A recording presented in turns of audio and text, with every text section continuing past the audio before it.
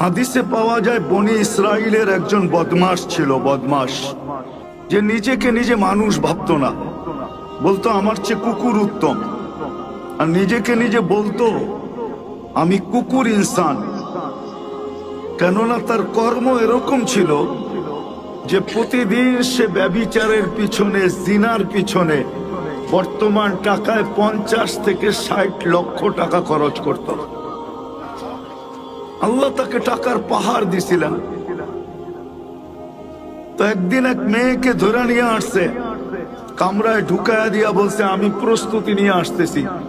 যখন প্রস্তুতি নিয়ে আসছে তো দেখতেছে কোনায় বসা কাঁদতেছে, যারো কাতার কান্না, অজোরে কাঁদতেছে, বলতেছে কাঁদিস কেন? জোর করে তো আনি নাই, টাকা দিয়া নিয়ে আসছি। তো মেয়েটা বলতেছিল শুন কিফিল, তার নাম কিফিল ছিল, কিফিল, শুন কিফিল, আমি বাজারি মেয়ে না, আমি পেশাগত মেয়ে না যে আমার এটা পেশা বা আমি বাজারি। আমি কোনো প্রয়োজনের কারণে অপারগ হয়ে তোর হাতে ধরা দিছি। তো বলছে তাইলে কাঁদিস কেন? বলছে এটাই তোকে শুনাইতে চাইতেছি, কেন কাঁদি? বলতেছে কাঁদতেছি এই জন্য যে আমার এই চেহারাটা যিনি তৈরি করছেন, যার কাছে আমি একদিন অবশ্যই ফিরে যাব, ওই আল্লাহকে কালকে এই চেহারাটা কি করে দেখাবো? মনে হয় বুঝাইতে পারি না আপনাদের।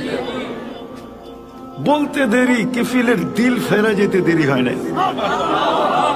সে বলছে তুই একদিনের কারণে এতটুকু কাঁদতেছিস, আর এটা তো আমার অভ্যাস, তো আমার কি হবে? তার দিল ফেরা গেছে। সে টাকার থলি হাতে উঠায় দিয়া বলছে বোন, তোর গায়ে আমি হাত দিব না, কিন্তু একটা অনুরোধ করব, আমি তওবা করলাম, তুই চোখের পানি দিয়ে আল্লাহকে একটু বইলা দে। রব্বে কাবার কসম, ওই রাত্রেই কিফিলের মৌত হয়েছে। সকালবেলা দরজায় সোনালী অক্ষরে লেখা উঠছে কদ গফার আল্লাহু লিকিফলিন, আল্লাহ কিফিলকে মাফ করে দিয়েছেন। হতে পারে অল্প কথা আমাদের আজকে, কথা অল্প হবে, লম্বা হবে না। যদি শোনার মতো শুনতে পারি কান দিয়া, দিলের কান দিয়া, তাহলে আজকে আমার বিশ্বাস যত যুবকের চেহারা আমি দেখতেছি, সমস্ত যুবকের জীবন পরিবর্তন হওয়ার জন্য এতটুকুই যথেষ্ট হবে। আল্লাহ বলে তুই নিশ্চয় ছিলি, ফালা লাকা সিন্নুন তাক্তা, দাঁত তোর ছিল না, কোত্থেকে কাটবে? ওয়ালা লাকা লিসানুন তানতিক, জিহ্বা ছিল, বাক শক্তি ছিল না। ওয়ালা লাকা উযুনুন তাসমা, কান ছিল, শ্রবণ শক্তির কার্যকারিতা ছিল না। ওয়ালা লাকা আইনুন তানদুর, চক্ষু ছিল, দৃষ্টি শক্তির কার্যকারিতা ছিল না। ওয়ালা লাকা আকলুন তুমাইয়িজ, মগজ ছিল, ভালো মন্দ বুঝার ক্ষমতা ছিল না। ওয়ালা লাকা কলবুন তাতাফাক্কার, দিল ছিল, চিন্তা কি জিনিস তুমি জানতে না। ওয়ালা লাকা ইয়াদুন তাফতিশ, হাত ছিল, ধরার ক্ষমতা ছিল না। ওয়ালা লাকা রিজলুন তামশি, পাও ছিল, চলার ক্ষমতা ছিল না।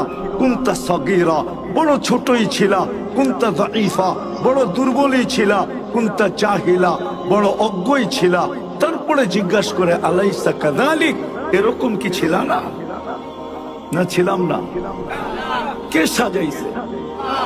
এই জন্যই আমার কথা শুরু এটা। যুবককে যৌবন দিয়ে সাজাইছেন, নারীকে নারীত্ব দিয়ে সাজাইছেন, পুরুষকে পুরুষত্ব দিয়ে সাজাইছেন। শুধু এইখানেই শেষ না, সাজায় ছেড়া দেয় নাই। সাজানোর পরে যেইখানে দাঁড় করানোর দরকার ওইখানে না দাঁড় করায় দিছে।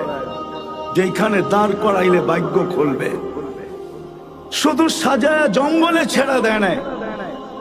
আল্লাহ নিজের কুদরত দ্বারা, রহমত দ্বারা মুসলমানের ঘরে আইনা রেখা দিয়েছে। আজকে তো ইসলামের কদর আমাদের কাছে নাই। ইসলামের কদর যদি থাকতো, চলেন একটু পরে বুঝাবো। ইসলামের কদর যদি থাকতো, আজকে হয়তো বুঝে আসতেছে না, কিন্তু একদিন বুঝে আসবে ইসলাম কি জিনিস।